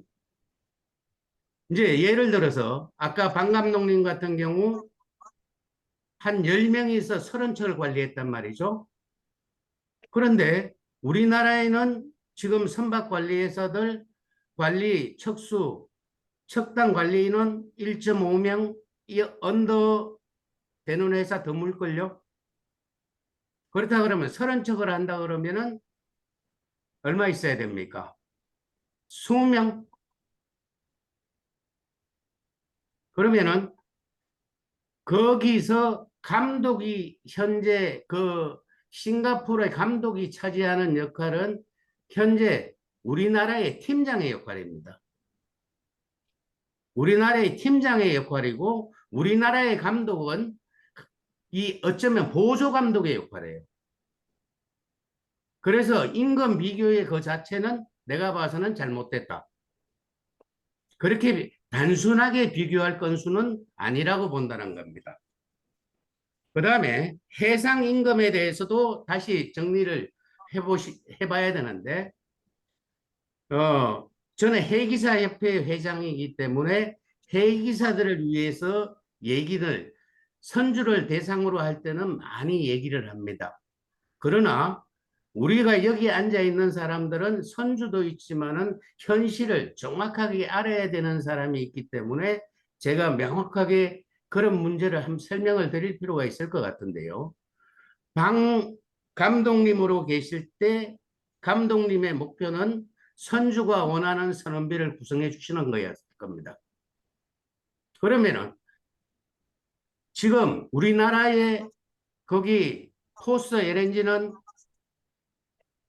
한국 선원 28명을 태워놨는데 그렇게 태울 수밖에 없는 구조로 되어 있는데 지금 감독님이 선원 구성을 하면 인도성 기관장에다가 선원비에 맞춰서 11개 국가에서 쫙 조합을 해갖고 요 정도 구성이면 할 수 있겠다는 판단을 하시게 될 겁니다. 그런데 우리나라는 노사에 관련돼서 제한 규정으로 그렇게 못하게 되어 있습니다. 지금 현재 우리나라의 현재 환경이 선택과 집중을 해야 되는 그런 시기에 와 있는데요. 그 얘기는 뭐냐 하면은 지금 외국 부원 1명과 한국 부원 1명의 인건비를 따지면 한 3배 차이 납니다. 그걸 사관으로 어떻게 돌리느냐? 그런 문제도 아주 중요한 문제입니다. 결국은 우리나라의 평소에 제 개인적인 이런 부분은 이건 노동조합에 들으면 안 되는데 큰일 났네요. 얘기가 제가 너무 깊게 나가는 것 같습니다. 하여튼 선원 구성에 따라서 선원비의 진폭은 엄청 크다. 그리고 선주가 구성할 수 있는 선원비의 그 문제는 어쩌면은 그걸 테두리를 정리하는 것은 노사에 정리가 되어 있다는 겁니다. 그래서 이런 부분들이 감독님이 한번 이해를 해 주시기를 부탁을 드리겠고요. 그런 부분들이 정리가 되는 어떤 발표들로 정리가 됐으면 하는 제 생각이 좀 듭니다. 그래서 해상 근무에 관련돼서도 과연 이제 우리가 어느 정도의 휴가와 어느 정도의 성선 이런 문제도 결국은 선원 구성에 따른 선원비 구성이거든요. 선원비가 똑같은 선원비로 선원 구성을 어떻게 하느냐? 이게 자유롭다 그러면은 대한민국 SM 관리사들 다 할 수 있습니다. 못하는 게 아니라는 얘기죠. 그래서 이런 부분들을 잘 정리를 하는 게 좀 좋을 것 같고 아까 우리 학부모님께서도 이런 문제에 대해서 약간의 이해를 해 주십사 하는 말씀을 드리겠습니다. 결국 우리나라의 SM사가 우리가 지키지 못하면은 우리 해기사들 육상 일자리 다 날아갑니다. 그래서 이런 부분들이 우리가 전체 우리 주변에 있는 사람들이 정확하게 알 수 있도록 좀 정리가 되었으면 하는 게 제 개인적인 생각이고 하여튼 우리 방 감독님이 예전에 그 LNG선에 승선했던 일항사가 얘기했던 것과 똑같이 이번에 또 한 번의 기회가 돼가지고 우리 이 감독들이라든가 우리 해기사들의 처우가 아주 좋아지는 계기가 되었으면 하는 제 개인적인 바람입니다. 감사합니다. 예, 예, 감사합니다. 우리 김종태 회계사 협회장께서는 또 뭐 옛날에 SM도 또 하셨기 때문에 우리나라 현실을 잘 그 말씀을 해주셨습니다. 그래서 우리 방 감독이 이제 말씀하신 것하고 같이 연결을 시켜서 이해를 하면 더 좋을 것 같습니다. 근데 이제 뭐 다른 거는 저는 뭐 잘 모르겠지만 아까 말씀하신 것 중에 방 선생이 이야기한 한 500평 정도 되니까 규모의 경제가 생겨가지고 그 뭐 플랫폼을 만들어서 거기도 수익을 얻는다 이런 것은 이제 우리나라도 그 규모를 키우면 우리나라 그 선박관리사들이 규모를 키우면은 그런 것도 할 수 있지 않나 싶어서 우리가 그 한번 생각해 볼 수 있는 그 좋은 아이디어를 이제 감독이 소개해 줬다 이렇게 일단은 생각이 들고요. 자, 그러면 황진애 박사님 좀 부탁드리겠습니다. 예, 안녕하세요. 한국해양수산개발원 황진입니다. 말씀 잘 들었습니다. 제가 메모를 좀 해가면서 거의 다 좀 정리를 했고요. 선박관리업의 현황과 이제 선원직 매력화 방안인데, 뭐 참조할 내용이 상당히 많았다고 생각이 되어집니다. 선박관리의 여러 가지 핵심 사항이라든지, 그 다음에 규모라든지, 그 다음에 어떤 선박 관리를 하는 어떤 여러 가지 우리나라와 다른 점 이런 부분들 또그 김종태 회장께서 뭐 차이점에 대해서도 지적을 하셨는데 저는 뭐 그 내용을 떠나서 일단은 상당히 어떤 좀 첨부할 내용이 많이 있다라는 그런 생각이 좀 들고 그런 것들이 이제 어떤 발전적인 어떤 요소라고 한다라면은 우리나라에서도 상당히 좀 수용을 하고 또 그런 부분으로 가는 데 있어서 걸림돌이 있는 부분들은 또 과감하게 개선을 해야 된다라고 생각을 좀 합니다. 그런 부분들은 상당히 제가 좀 의미 있게 들었던 그런 내용들이고 마지막에 이제 말씀하신 선원직의 어떤 매력화 부분들에 대해서도 최근에 뭐 선원직 매력화 또는 선원 부족에 대해서 많은 이야기를 하고 있는데 의미 있게 이렇게 들었습니다. 개별 사안에 대해서 내용에 대해서는 제가 이제 뭐 특별히 어떤 부분을 좀 어떤 논평을 하는 거는 뭐 적절하지 필요하지 않을 것 같아서 제가 느끼고 있는 부분만 전반적으로 느끼는 부분에 대해서만 좀 이야기를 하고자 합니다. 지금 그리고 질문을 조금 덧붙이고자 합니다. 먼저 이제 지금 국내의 어떤 선원의 부족 현상에 대한 영향 이야기가 굉장히 많이 나오고 있는데 그게 이제 두 가지 형태로 영향을 주고 있다고 생각을 합니다. 하나는 선원이 부족하기 때문에 국내 부족한 원인이 이제 처우가 좀 좋지 않아서 급여가 낮아서 이런 이야기를 확산이 되어서 선원의 처우가 급여 인상이 휴가가 좀 더 길어져야 된다라고 하는 이런 어떤 이야기 쪽으로 가는 게 하나 있고요. 또 하나는 국내에 선원이 부족하기 때문에 외국인 선원을 과감하게 도입해야 된다. 이런 식의 논리가 이제 또 한편으로 작용을 합니다. 그 두 개가 같이 이렇게 지금 가고 있는 부분들이고요.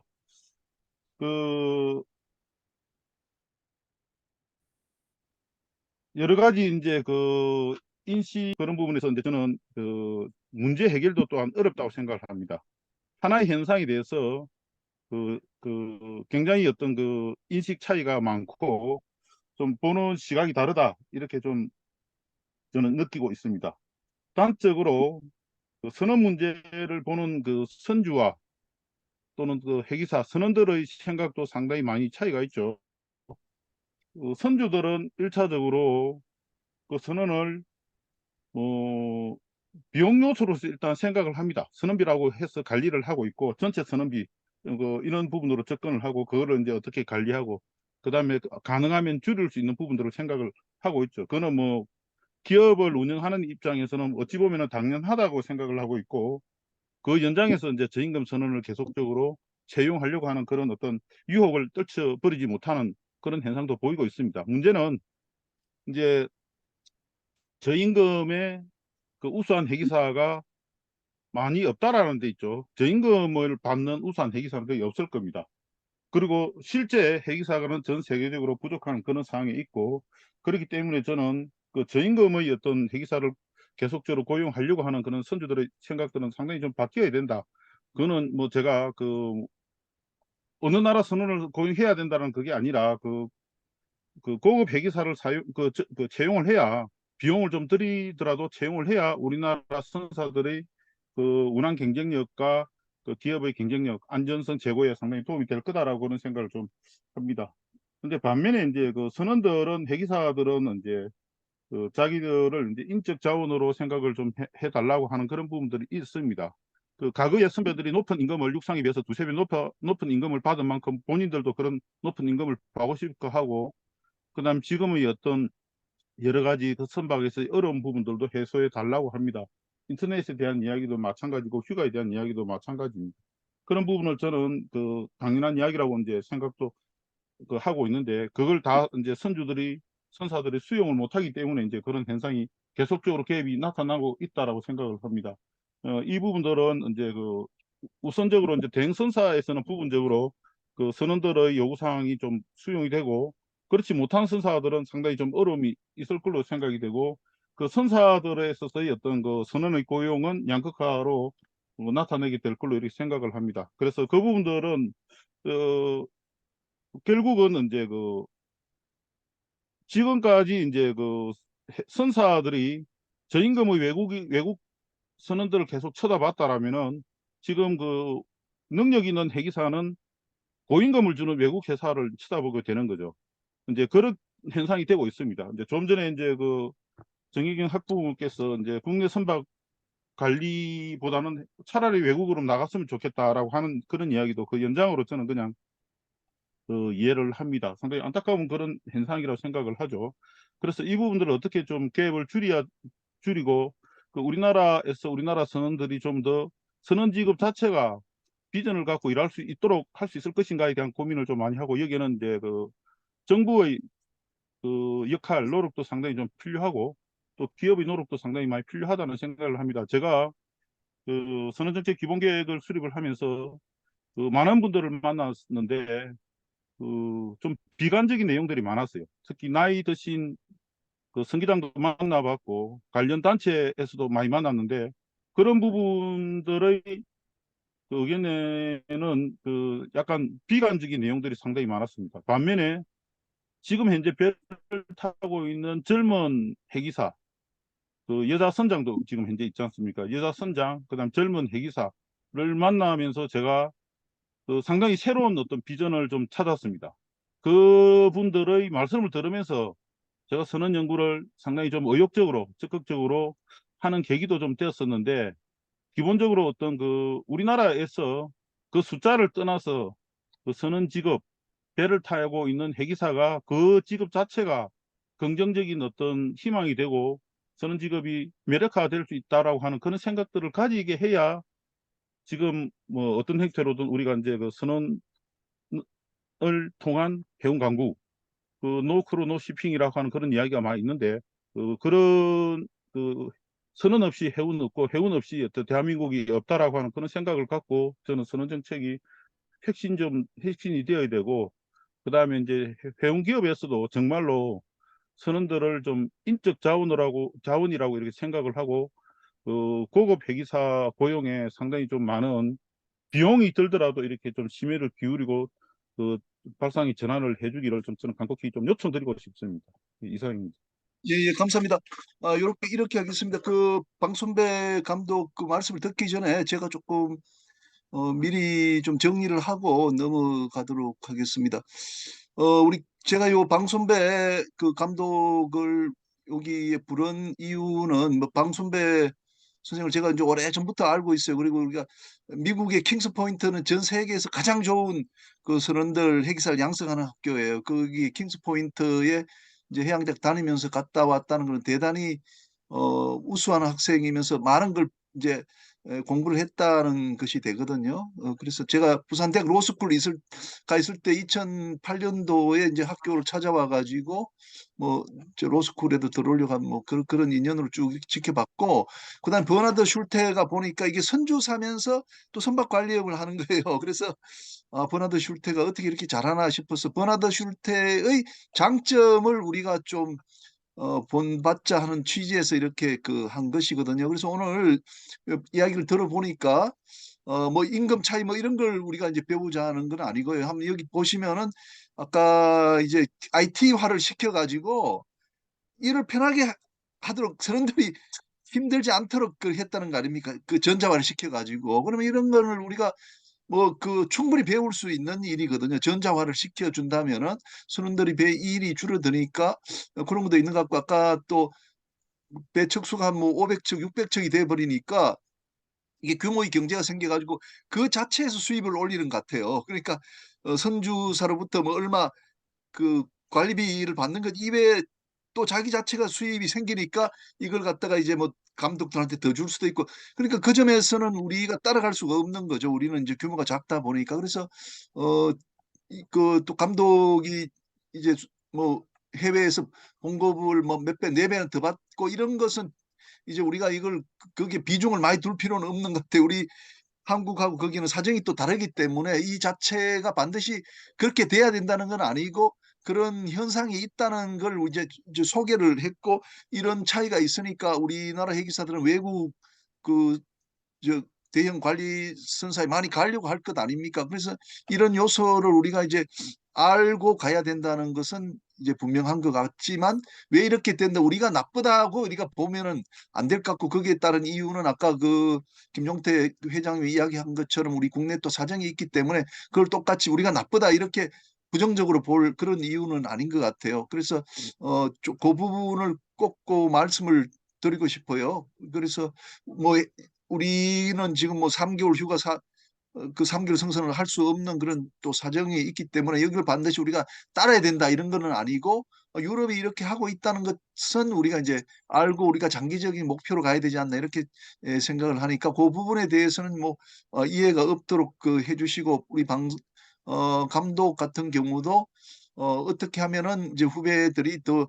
매력적으로 우리 승선 생활을 할 수 있을 것인가 거기에 대해서는 코로나 때 감독들이 배에 올라가지 않았기 때문에 선배들이 좋은 이야기를 못해서 롤 모델이 없어졌다 뭐 등등 아주 좋은 말씀을 그렇게 많이 해주신 것 같아요.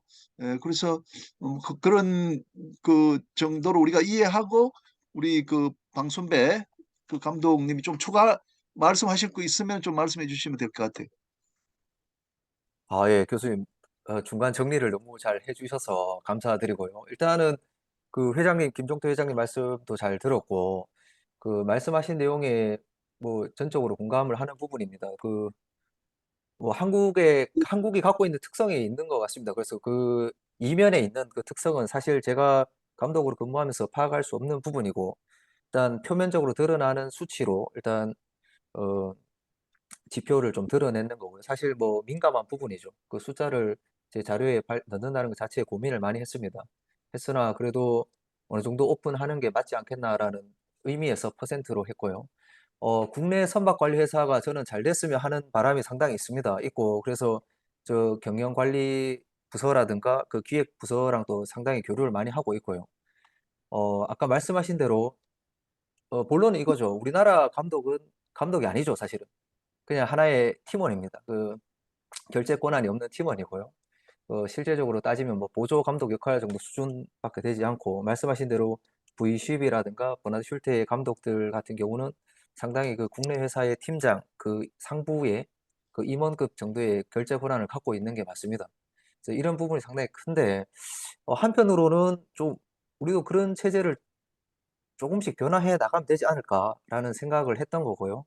그 다음 또 제가 생각하는 부분 중에 하나는 공통적으로 하는 업무들입니다. 관리사가 실질적으로 많이 쪼개져 있는데 기획이라든가 새로운 규정이 발생이 되면 거기에 대한 스터디를 하고 적용을 해야 되는 부분, 검토 부서들, 이런 부서들 같은 경우는 각각의 회사가 독립적으로 할 것이 아니라 어느 정도의 협업을 해서 부서의 그 업무로들을 좀 통합하는 것도 하나의 원가 절감의 방법이지 않을까. 뭐 KR이라든가 성급을 중심으로 해서 그런 정책적인 업무를 하는 부서들의 규모를 좀 통폐합하는 것도 방법이지 않나라는 저는 생각을 좀 하고 있고요. 그래서 특히 원가의 배분이라고 생각을 하는데 100이라는 선원비가 있으면 한 기획이라든가 교육이라든가 어떤 행사에 많이 부을 게 아니라 그런 배분을 좀 적절하게 나누다 보면은 어느 정도 포켓이 나오지 않을까라는 생각을 하고 있습니다.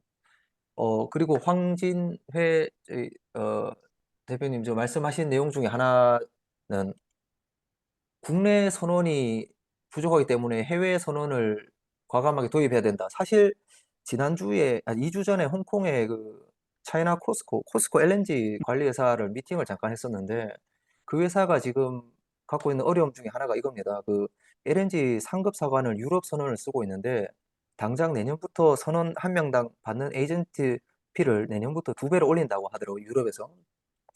즉 버나드 슐테 같은 크루 센터를 가지고 있는 회사 같은 경우는 그 인적 자원을 아까 말씀드린 대로 CSC에서 뽑아 쓸 수 있지만 그 선원을 전적으로 다른 유럽의 3자의 또 크루 그 매닝을 부탁하는 회사 같은 경우는 당장 내년부터 LNG 선원의 몸값이 특히 그 관리비 자체가 2배로 뜁니다. 이런 거에 대해서 상당히 좀 혼란스럽고 어렵다라고 입장을 이야기하더라고요. 그래서 즉 내년에 한국의 사관이 특히 LNG 사관이 부족하면 저는 유럽 사관을 데려와서 써야 된다라고 생각을 하고 있는데 사실 유럽 사관을 데려오려고 해도 어느 정도 파워가 있지 않으면 못 데려오는 상황이 맞습니다.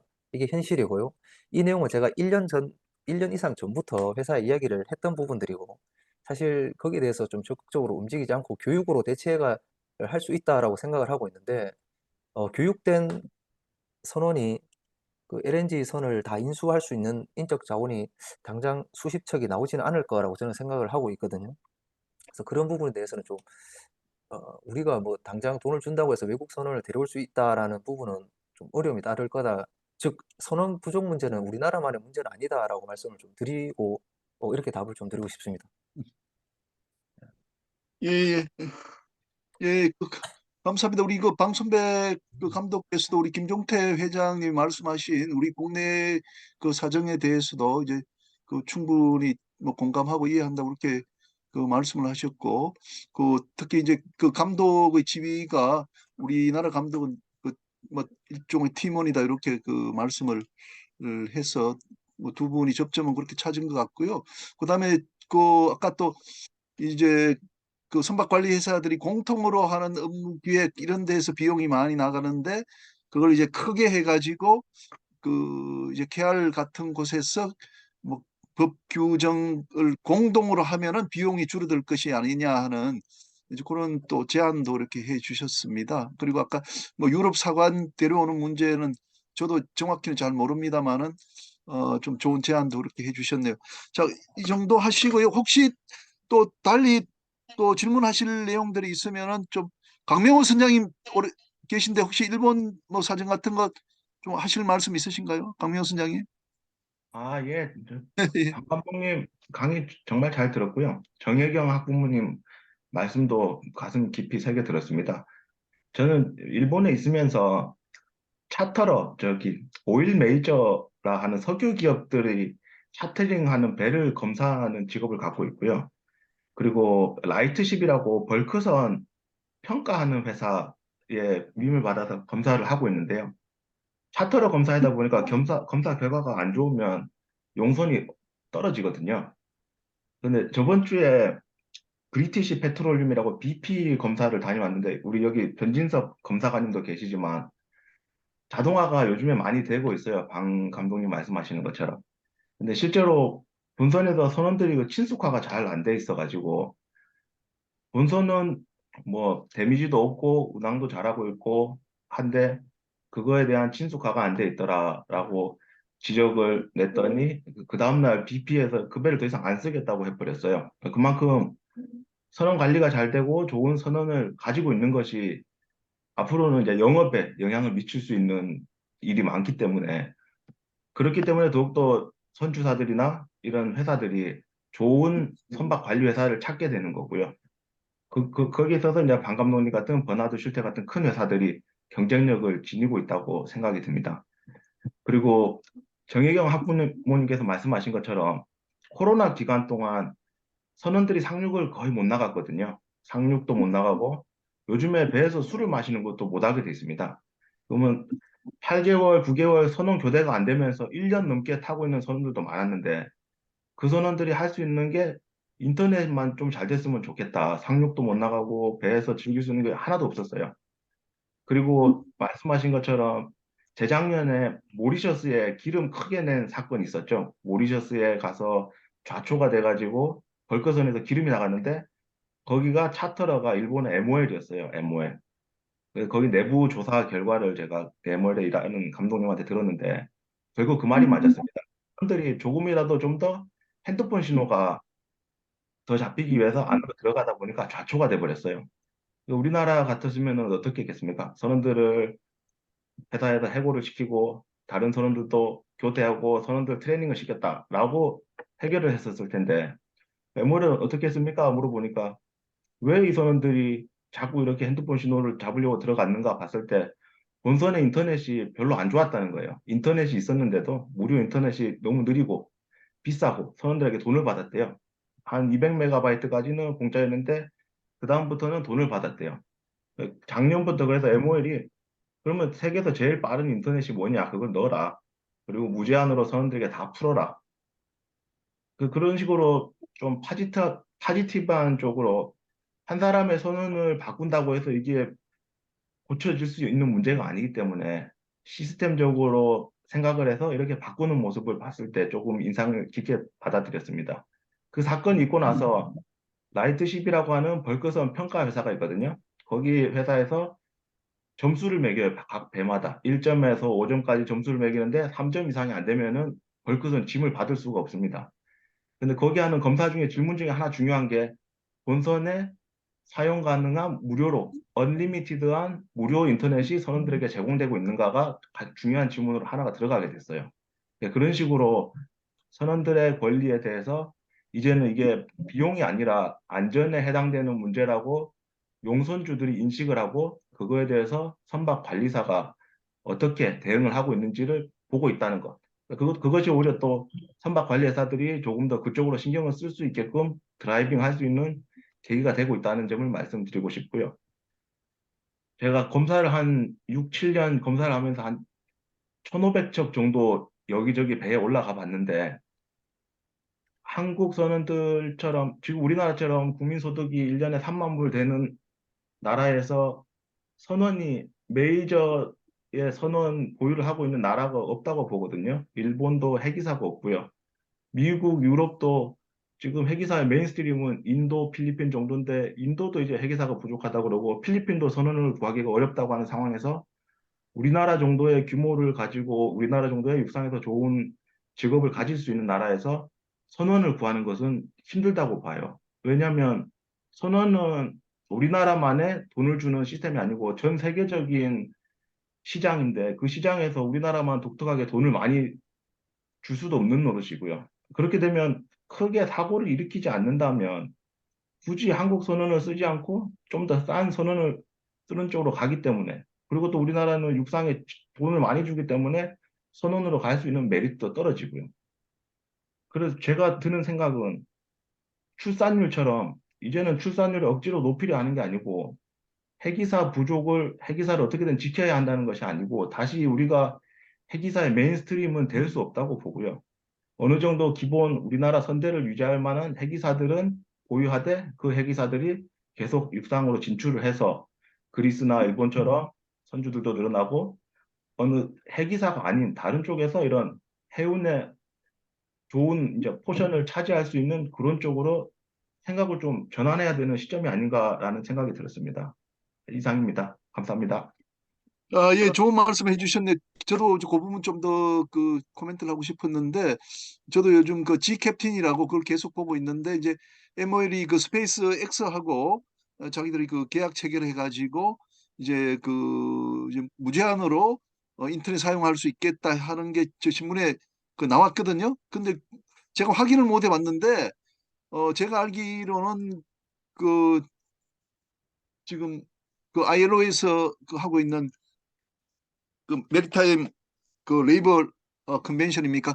거기를 개정해 가지고 내년부터인가는 인터넷이 그 인터넷 사용이 무제한 사용이 아마 배마다 강제화되는 걸 알고 있어요. 그래서 그걸 내가 찾아보지는 못했는데 그때 그 G 캡틴 그게 나오더라고요. 그래서 지금 강명호 선장님이 말씀하신 그 이제 라이트십이라는 회사 점수를 매기는데 언리미티드 인터넷이 되지 않으면은 그 점수가 적어서 뭐 용서를 하지 않는다든 것이 이게 다 연결돼 있는 것 같아요. 그래서 그 아까 우리 방 선장님이 아까 3G에서 이제 5G로 넘어갈 때 이제 저도 조금 그게 되게 참 와닿았는데 기존에 그걸 문자를 보내던 게 이제 영상으로 넘어가 버렸는데 우리는 아직도 문자도 배에서 제대로 못 받는다고 하면 이게 어떻게 되느냐 이런 그 답답함을 호소하셨는데 이건 이제 입법적으로 아마 전 세계가 이 부분은 이제 해결을 하려고 시도했던 게 아닌가 이런 생각이 듭니다. 그 부분 내가 내일 다시 그걸 한번 찾아보고요. 저 컨벤션이 어떻게 되는지 찾아보고 정리를 그렇게 한번 하도록 하겠습니다. 그래서 그 부분은 우리가 이제 뭐 우리가 요즘 어 그 인권의 차원에서도 인터넷은 정말 선사들이 참 잘 터질 수 있도록 그렇게 해줘야 되겠다는 생각이 듭니다. 예, 혹시 또 황진애 박사님 질문 하나 뭐 남았다고 그러셨나요? 예, 아, 예. 질문이 남았는데 너무 늦어가지고 그냥 괜찮습니다. 예, 괜찮습니다. 워낙 중요한 거라서 조금 우리가 그 이야기하고 마쳐도 될 것 같아요. 그 마지막으로 한번 질문해 주시죠. 예. 질문이 이제 어, 해외 선주사 번화서 출처를 포함해서 또 그런 회사들의 선박 관리에서 포함 노사 관계를 일단 묻고 싶고요. 두 번째로는 그 번화서 출처가 적용받는 그 소속된 회기사의 그 적용받는 선업법이 어느 나라 선업법인지 그걸 좀 알고 싶습니다. 그게 세계 각국에 있기 때문에 각 나라에 뭐 등록돼 있는 등록지별로 바뀌었지만은 그게 이제 뭐 예를 들면 파나마일 수도 있고 그다음에 이제 뭐 또 다른 나라일 수도 있는데 그 이제 선적 등록 또는 뭐 이게 따라서 좀 다를 수도 있고 그다음에 선박을 단순 관리 뭐 토탈 서비스를 하더라도 선주사가 있다라고 한다라면은 그 선주사에 따라서 이제 그 선업법을 적용받을 건데 그 굉장히 어떤 유연한 어떤 선원 공급이 어떻게 가능한지 우리나라만 아니면 다 가능한지 뭐 그런 측면에서 제가 여쭤보는 겁니다. 예. 근데 질문은 제가 잘 받았는데요. 이게 사실 이게 선언법에 대한 적용은 제가 거기까지는 생각을 예, 생각을 못한. 제가 이렇게 해볼게요. 예. 방 감독이 전부 다 그 편의 취적되어 있는 거죠? 맞습니다. 그러니까 선박마다 이제 선주의 예, 계약 형태에 따라 그럼 다르기 제가 뭐 때문에. 그 예. 부분은 이렇게 답할 수 있을 것 아, 예, 그러면 알겠습니다. 예. 그러니까 편의 취적되어 있기 때문에 우리랑 다른 게 우리는 이제 편의 취적되어 있던 배들을 우리나라에 가져오면서 이제 국제선박 등록법의 적용을 받도록 됐고 아까 김종태 저 협회장이 말씀하신 것처럼 여러 조건이 붙어버렸거든요. 근데 이제 버나드 슐테 같은 경우는 뭐 파나마 라이베리아 했으면 아주 자유롭지 않습니까? 그러니까 이제 그 김종태 협회장이 말씀하신 것처럼 아주 자유롭게 이제 버나드 슐테는 그 경영을 할 수 있는 거죠, SM이. 그렇지만 이제 우리나라는 국제선박 등록법이 이제 그게 좋으면서도 또 하나는 또 이제 나쁜 그런 이제 결과를 낳게 되는 것 같습니다. 예. 혹시 이제 그 황진애 박사님이 또 연구를 하시기 때문에 조금 그쪽에다 한번 질문이 되면은요, 한번 물어보시고 그 선언법은 어떻게 되는가, 그거 제 말씀하신 대로 그렇게 되는지 또 다른 게 있는지 좀 알아보고 연락 주시면 좋을 것 같습니다. 예, 예, 권호인 대표님, 예, 한 말씀. 예. 어, 그 굉장히 그 의미 있는 그 강의를 하신 것 같습니다. 그렇지 않아도 사실은 선언 문제 때문에 많은 분들이 고민을 하고 있고 정부에서도 그 조치를 내고 있는데 제가 한 두 가지로 좀 첨언을 하겠습니다. 우리가 히딩크가 와서 축구 4강을 했죠, 월드컵에서. 그 이후에 박항서가 베트남 감독으로 가지고 성과를 냈습니다. 이건 기술의 수입입니다.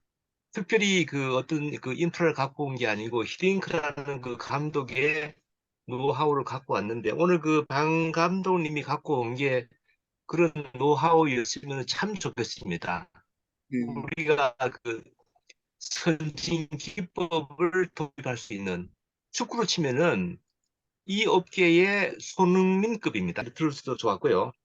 그러니까 인터넷 얘기가 계속 나오는데 사실은 이게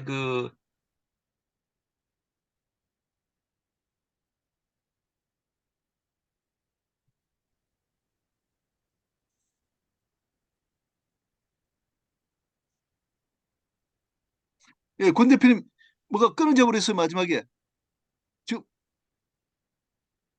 권 대표님 끊어져 버리셨는데.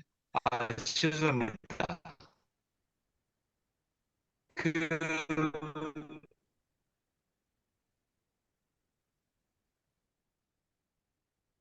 이 통신이 예, 통신 잘 안 되는 것 코디 같아요. 3G로 네, 통신이 이게 각으로 돌아갔나 봅니다.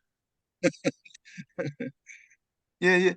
자, 그러면 권호인 대표님은 아까 뭐 저 히딩크처럼 아주 좋은 그 경험을 우리한테 알려 줘서 고맙다 이런 취지로 말씀을 하셔서 그렇게 이해하고 혹시 뭐 김연민 대표님 좀 짧게 예, 예, 예. 제가 듣다 보니까 꼭 한 말씀 해야 될 것 같은데요. 지금 선언 문제는 너무나 복잡다단하기 때문에 말씀드린 게 해결하기가 참 어려운데 아까 우리 정혜경 학부모 얘기 중에 학생들이 밥도 못 먹고 학교를 간다. 그거는 해양대학교의 문화를 고칠 수 있지 않습니까? 물론 뭐 사관학교나 경찰대학이나 그런 것처럼 규율이 있는 학교는 그런 학년별로 그 규율이 엄격하고 하겠지만은 다른 거는 고치지 못해도 적어도 학교 내에서 이루어지는 그런 잘못된 문화 그런 부분들은 충분히 고칠 수 있고 그런 부분들은 우리 공부 모임에서 충분히 해양대학에 건의를 해서 이런 문화가 고쳐질 수 있도록 할 수 있다고 저는 생각합니다. 그런 부분에 대해서 이 자리에 있는 모든 해양대학교 출신들, 해양대학교 문화가 고쳐질 수 있도록, 목포해양대학교의 그런 문화가 고쳐질 수 있도록 우리가 각성하고 이런 부분들은 해결하도록 노력해야 한다고 생각합니다. 감사합니다. 예, 예. 제가 그거 좀 한 말씀 드리게 아까 저도 잘 못 들었는데요. 아마 저희들 다닐 때도 이제 식사 시간이 딱딱 이렇게 정해져 있습니다. 그래서 그 부분은 나중에 내가 정혜경 우리 학부모님하고 통화해가지고 어떤 문제점이 있는지 다시 한번 이렇게 이야기해서 하고요. 그건 뭐 제가 볼 때는 뭐 학교 자체가 되게 뭐 잘못됐다기보다는 좀 하여간 내가 전화 한번 해가지고 한번 해결하도록 그렇게 하고요. 별 문제는 없지 않나 싶은데 제가 다시 정확하게 해서 그렇게 하도록 하겠습니다. 오늘 너무 좋은 그 강의였다고 이제 생각이 듭니다. 특히 제가 김종태 그 협회장 잘 모셨던 것 같아요.